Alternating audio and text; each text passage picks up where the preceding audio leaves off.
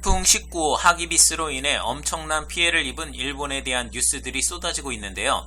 그중 신칸센 차량기지 침수 사진은 입이 떡 벌어지게 합니다.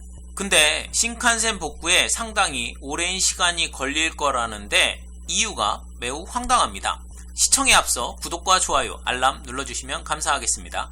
치쿠마 제방이 무너지며 호쿠리쿠 신칸센 차량이 물에 잠긴 사진을 보면 이번 태풍이 대단했구나 라는 생각이 들면서 한편으로는 저렇게 침수될 가능성이 있는 곳에 차량 기지를 만든 게 의아하긴 합니다.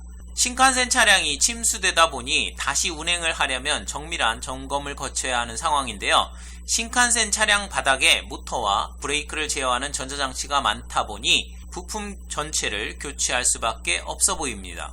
침수된 신칸센 차량은 2015년에 호쿠리쿠 지방과 오사카 사이의 수요 때문에 새로 생겼는데요. 신노선에 맞춰 제작된 최신 차량으로 12량의 생산 비용은 약 33억엔으로 침수된 120량 모두 폐차된다면 피해액만 3,500억 정도 됩니다. 차량을 다시 생산해야 한다면 1년 이상 걸리고 수리가 가능하다 해도 다시 정상적으로 운행을 하려면 안전성을 확인하기 위해 필요한 검사가 많아 상당한 시간이 소요될 것으로 보입니다. 다른 신칸센 차량을 가져와 운행을 하는 방법을 생각할 수 있는데 이 또한 어렵다고 하는데요. 그 이유가 상당히 어이가 없습니다. 호쿠리쿠 신칸센은 여러 전력 회사에서 전원을 공급하는데요. 도쿄전력은 50Hz, 중부전력은 60Hz, 도호쿠전력은 50Hz, 호쿠리쿠 전력은 60Hz로 전력 주파수가 계속 바뀌다 보니 전력 주파수 전환 지원 시스템을 탑재한 차량만 다닐 수 있습니다. 그렇다 보니 다른 신칸센에서 대체 차량을 구하기도 어려운 상황이라고 합니다. 그럼 대체 차량에 전력 주파수 전환 지원 시스템을 탑재하면 되는 거 아닌가 생각할 수 있는데요. 그것만으로는 안 된다고 합니다. 호쿠리쿠 신칸센이 운행하는 구간 중 급경사 구간이 있는데 그렇다 보니 모터 출력과 브레이크 성능이 다른 신칸센 차량에 비해 높은 수준으로 설계가 되어 있어 다른 차량으로 대체가 불가능하다고 합니다. 결국 대체할 수 없다 이거네요. 수리가 가능하면 몇 개월 후 정상 운행이 가능하고 불가능하다면 주문 생산하는데 1년 이상 걸리니 정상 운행이 되려면 꽤 오랜 시간이 필요하다는 결론이 나옵니다. 결국 호쿠리쿠 신칸센은 배차 시간을 늘려 운행할 수밖에 없다고 합니다. 1, 2주 정도 후에나 침수된 선로와 설비가 복구될 예정이고 장기간 이전에 50에서 60% 정도의 운행 횟수로 운영이 될 수밖에 없는 상황입니다.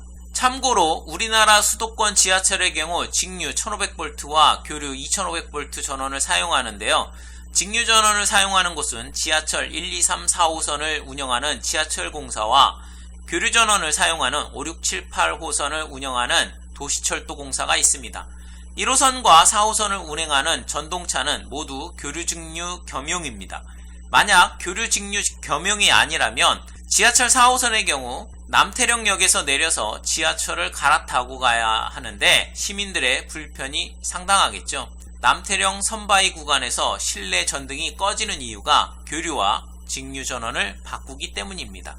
일본 도쿄역에서 도카이도 신칸센과 도호쿠 신칸센은 선로가 이어지지 않아 직통으로 운행이 안 된다고 합니다. 내려서 갈아타고 가야 한다는 건데 참 웃기는 시스템이네요.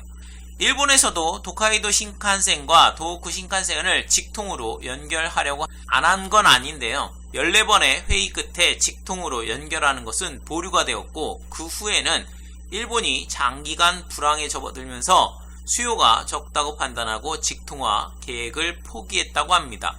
이번에 호쿠리쿠 신칸센 차량기지 침수로 인해 다시 직통화 계획을 세울지도 모르겠습니다. 일본 네티즌 반응입니다.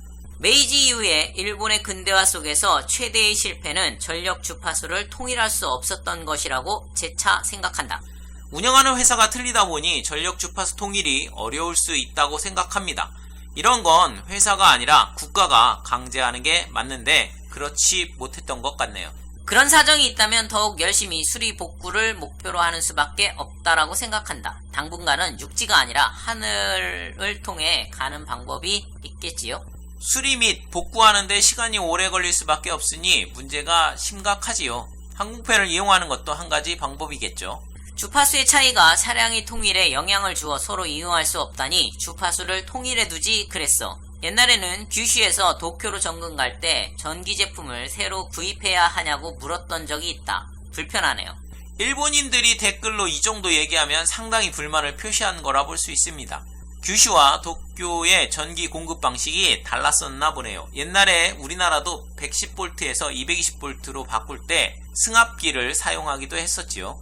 침수 사진은 충격적으로 이용자로서 슬퍼졌습니다. 재해를 입은 분들을 포함해 하루라도 빠른 부흥을 바랍니다. 국가기관 시설에 해당하는 신칸센 차량 기지가 침수된 것은 정말 충격적이긴 합니다. 거기까지 물에 잠겼으면 수리하는 것보다 새로 만드는 것이 더 빠를지도 모른다. 어느 쪽이든 완전 복구는 꽤 긴 시간이 걸릴 것 같다. 수리를 할지 말지는 전문가들이 알아서 결정하겠죠. 수리를 하든 새로 제작을 하든 돈과 시간이 많이 필요하다는 게 문제입니다. 침수 예상 지역에 계류장을 마련한 것은 위기의식이 부족하다고 볼 수밖에 없다. 후쿠시마 원전도 지진 시뮬레이션으로 문제가 있다는 걸 파악했으면서도 조치를 취하지 않아 사고가 나고 침수 예상 지역에 차고지를 만들고 일본의 위기 대응 시스템에 문제가 있지 않나 생각합니다. 시청해주셔서 감사합니다.